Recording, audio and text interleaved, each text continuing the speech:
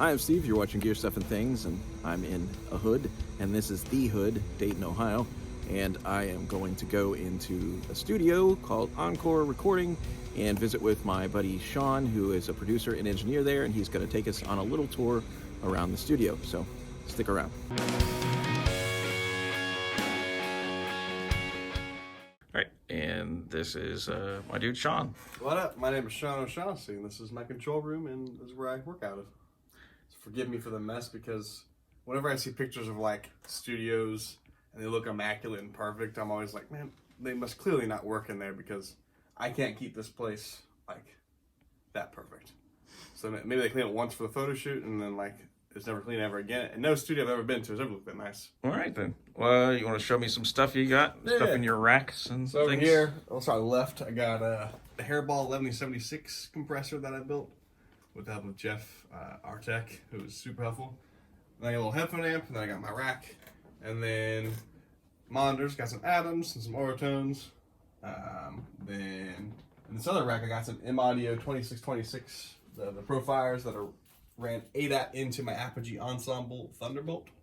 So that gives me, a little over 24 channels of input depending on how you run it. The Apogee, I'm a big fan of. I love all things Apogee so far. I've been nothing but pleased. And then underneath that is a 7-circle audio rack of preamps. The first 6 are like Neve clones, and then the second 2 are Jensen 990 ones with actual John Hardy 990 op amps in them. And then underneath that, I got these are from I'm not sure if it's actually called CAPI or CAPI. Either way, they are API clones. This one is the VP28s, which is like, it has the preamp section from a console, like the 312, and then it has the like channel fader section. So it's actually got 2 gain stages, so a little extra sass involved. Plenty of guitars coming and going as I buy, sell, and trade. Then amps in here, amps out in the live room, pedals out the wazoo. Sometimes organized, sometimes disorganized as I grab them, use them, put them back in the wrong spot. All right, you want to go check out the library? Yeah, we're good. So here's my live room, a little bit of stage. We've been doing some live streaming stuff throughout the Corona 2020 stuff. As soon as it was kind of more safe to do that, we started at least getting some musical activity going for the world. And then, wall of cabs, mostly mine or various bands that I'm in. And then we're above a repair shop, and so anytime I break something, I just bring it back downstairs, and Jeff fixes it for me, or he says I'm too busy, and he teaches me how to fix it, and I'm like, I kind of just wanted you to fix it. But you get to learn something along the way. You show me your amps. Show me stuff. I'm just all the way to the left. I know your stuff, but people watching don't know your I stuff. have way too many 5150s in this building, so it's 5150, 6505. There's a couple more along the way. Got this orange 412 that I put Creamback H75s and the M65s, the 2 different Creamback models in there, and it sounds way cool. That's an Omega. Yeah, it's an Omega. What did I say? Orange. Oh, fuck. Sorry. Omega. Sorry, Mike. I think I must have been looking at the orange. But this is an Omega 412, and it's got the Celestian Creambacks in it. This is also an Omega cab, but it's a 312 115. I think it's got Swamp Things and Texas Heats, but I can't remember, and I forget what the 15 is. One of the Eminence 15s. An Eden 810. Another Omega 312 115. I think it has some Celestians in it. I can't remember the exact ones off the top of my head.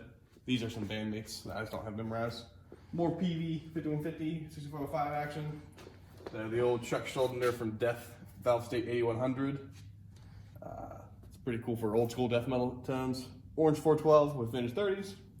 An Omega. I almost did it again. Mike's gonna kill me. An Omega bass cab. It's a 410, 112, 115. So it's all the low end. And this is a head that our tech Jeff Newell made, and it's like a Sun 100S clone. So it is cool for bass, it's cool for guitar. It's very diverse. It stays pretty clean, and it's 100 watts with KT 88s.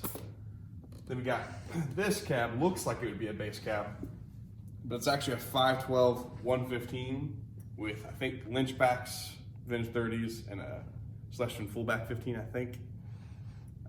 This is actually used to be Steve's, and we picked it up when we were in Chicago, from I forget what band, but some dude picked it up from him, and Steve was like, "This is way too big," and so I bought it off of him. And then later, Steve was like, "I don't want that back." I'm like, "I don't know yet, man. I like the giant cab."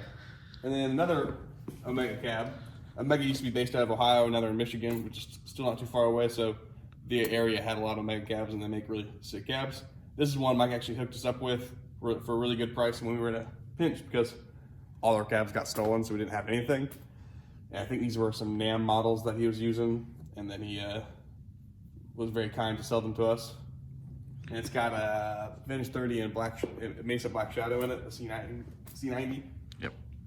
There's a Fox AC30 in here, a Fender twin reverb. It's a 76, I think, with some mods to it to get it back to the 60s blackface specs. And then Mesa 412 with the old vintage 30s, and a Splon 412 with the big blocks and small blocks in the next pattern. And then this is my friend Kirby's Ampeg reverb rocket. That's another cool. There's various things around the studio that's kind of come and go depending on who's in here. And there's tons of drums up here. Got Mapex kit showing in the corners, the spawns up there. Various snares. Mic stuff there? Or? Oh yeah, there's a mic closet over here. Some of the mics are like in different control rooms as people pull them and use them. So like I think my U87's in one of the rooms, and one of the 414s is another room, and there's just mics galore. But I think there's a Peanut has a kit mic'd up, so a bunch of them are in that room. So yeah. Nice. And then the drums, is there any one you go after more than others? Or? I got this Mapex kit recently. It's all birch, and I've kind of been wanting a birch kit for a while, and so that one's been my go-to. I need to put some new heads all the way around on it to get it up to snuff, but it's pretty cool. And then I got this Acrolite snare that's been pretty sick. Just I don't know if it's the 90s one or if it's an older one, but it's the Acrolite that looks cool and sounds sick. I got Joey Jordanson over there. Got two of them, another bandmates, but one of them is mine. Nice. Die-cast hoop on the top of the snare. Word. All right. Well, thanks for showing me all your stuff. Of course. Yeah. Cool. All right. So that was Encore Recording Studio in Dayton, Ohio. I want to say thank you to my buddy Shaun for letting me do that little tour, and especially for him taking the time to let me follow him around through his place there. That's where he and I have been doing the majority of our production, writing, and rehearsal and recording for our band Close the Hatch for about 4 or 5 years now. So I thought it would be cool to kind of show you around and see all the stuff we use, and to get a little glimpse into Shaun's studio there. So if you're interested, there's going to be some links in the description that you can go to check out Shaun's studio and even book time if you're in the Ohio area. And yeah, if you haven't subscribed already, be sure to go ahead and do that if you are interested in seeing more videos like this, as well as hitting that little bell so that you get notifications every time I post a new video here on YouTube.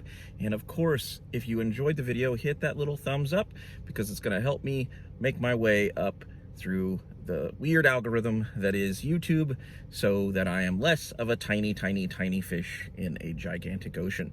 So until next time, it's been me, it's been you, it's always been you the whole time. It's been you. And that in the distance, right around that area, that's a pile of garbage, because I'm parked outside of a Family Dollar somewhere in a sketchy area of Ohio. So until next time, bye.